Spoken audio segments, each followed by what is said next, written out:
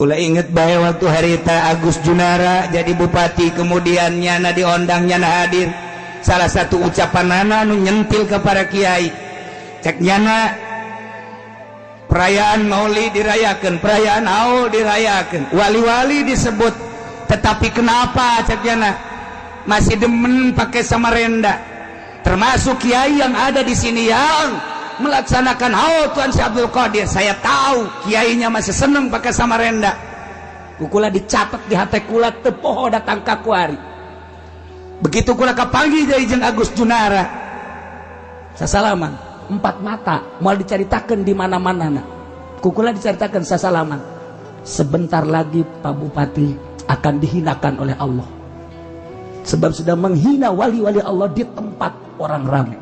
Jangan tanyakan ke Agus Junara ngariku keneh kuari kula ngomong 4 mata ente dindol baja lemah sebentar lagi akan masuk penjara kula mah ngomong gitu ge padahal mah teu ngadoakeun lillahi taala demi Allah ente aita ngomong gitu ge kalau pasang ngomong eta mah kalau pasang ngomong begitu Agus Junara tek masuk penjara ya Allah ya Rabbi hampura abdi teu ngadoakeun Gusti eta mah kalau pasang ngomong karena nyana teu menghargai kiai-kiai karena nyana teu menghargai wali-wali karena nyana teu nyahueun kumaha hatena para wali Allah ulah neuleuh samarendana ulah neuleuh jubahna ulah neuleuh naon kitu ngaranna sorbana tapi nyana can nyahueun hate-hate jelema lamun neuleuh jubahna neuleuh sorban neuleuh samarendana katitu atuh kabeh jelema berarti anggapan nyana wali teh jelema rudin kos jelema tukang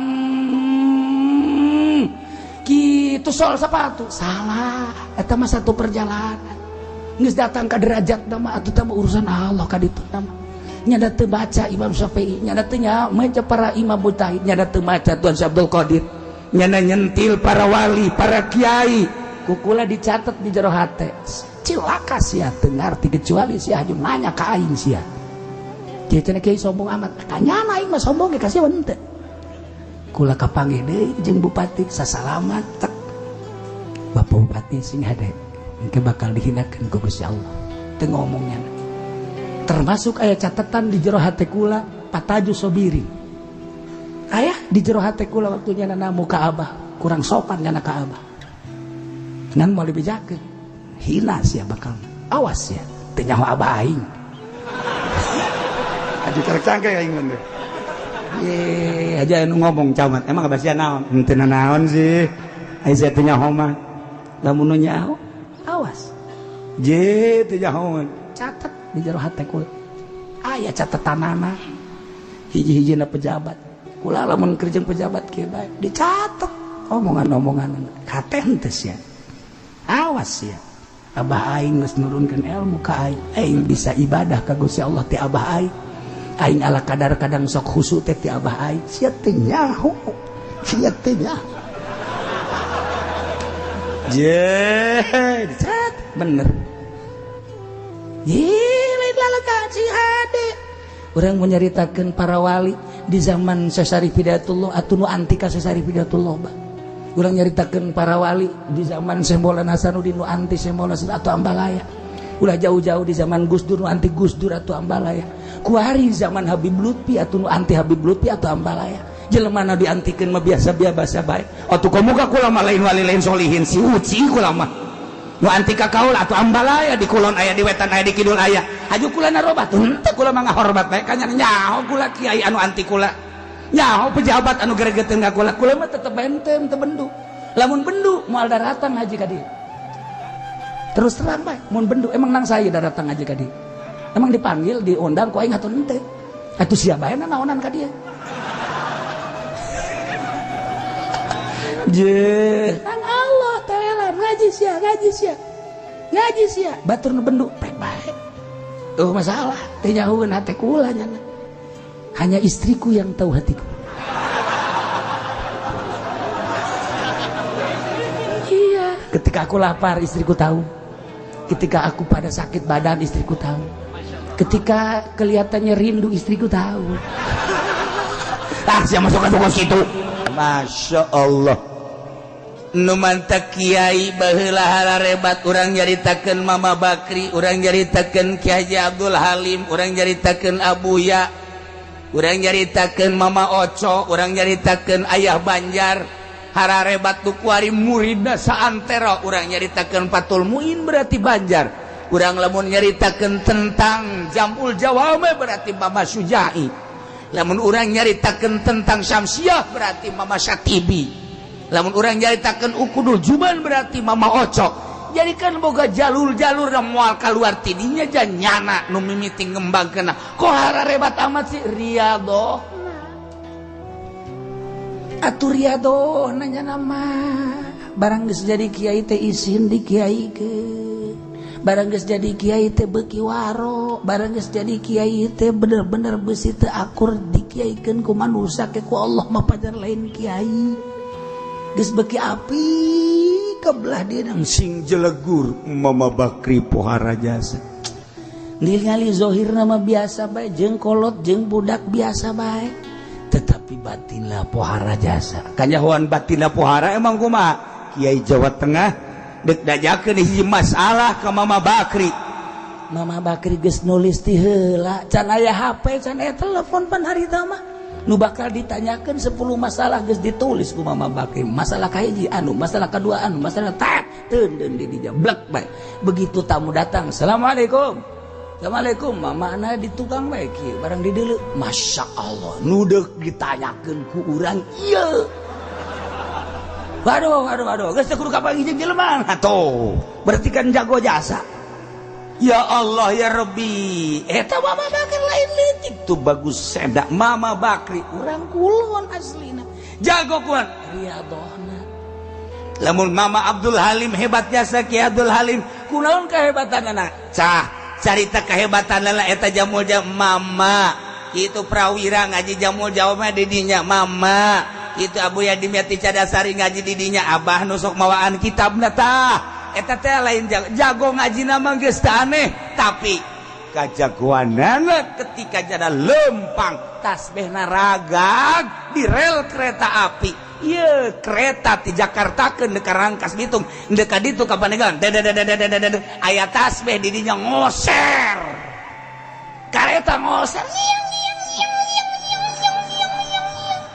Masinis ge kaget, ieu jurig naon cak kana ieu. Tidak ke barang di dalam, Masya Allah ayat tasbih tuan yeun nyokot tak atas besieun geus masinis bebe jauh masyarakat dulur saha ieu nu ragag tasbih coba saha begitu tadi beja-bejaan Mama Abdul Halim, oh tasbih kula sokot ku Mama Abdul Halim cek kareta maju coba tasbih Haji Pendi.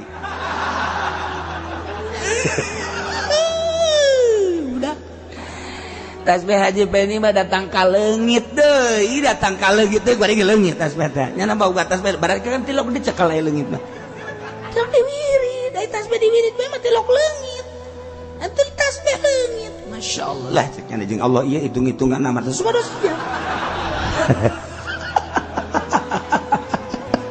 Tah mah dalil Muhammadiyah. Muhammadiyah mah kos gitu ngomongnya. Apa itu ahli sunnah wal jamaah nu? Kenapa pakai tasbih sama Allah aja hitung-hitungan sakena teh. Ye, eta Muhammadiyah teh kos gara itu mah. Lamun ngomong jeung maka dia sia, ka dia. Sungut siapa yang disoekeun sia. Tungtung nama urusan tasbih bae gelut. Kunaon eta bisa hararebat kitu Riyadhona. Teu sambarangan barang dahar iti saha ieu ti pamarentah bikeun ka batu embuk kunaon bisi kaganggu kanikmatan ya Allah ya Rabbi. Masya Allah Abah Bapak Kolot itu berarti terus jeung sejen yu urang ziarah ka Mama Abdul Halim jaguru sedengkeun nyana karesepna teh terinasi di pais karesepna tanyana meuli lah ka Tangerang terinasi barang geus datang ka imah ngahulang becek dana bo urang jauh-jauh mawa terinasi maning urang mawa gabusyeum jeung kakap jeung Jamal mahal hargana ge balik deui ka Tangerang langsung meuli Jamal meuli gabusyeum kakap udah dibawa geus bungah bae kan Waalaikumsalam warahmatullahi wabarakatuh. Beres. Dibikeun. Coba trinasi nu di imah mun dibawa ka dieu mah bunga. Cek abah teh kanyawan we teh trinasi.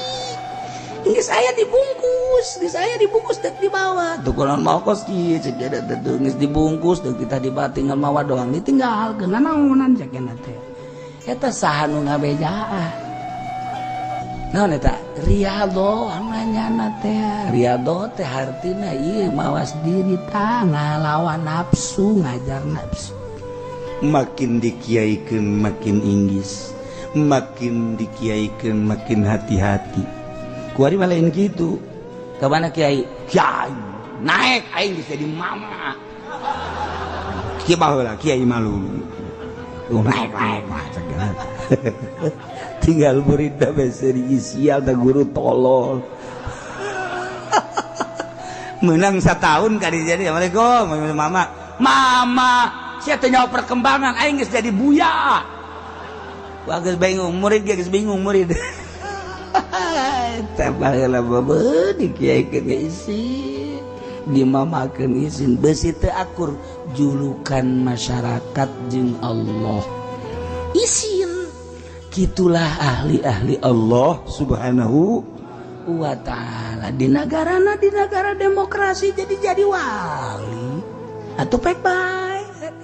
Oh masalah.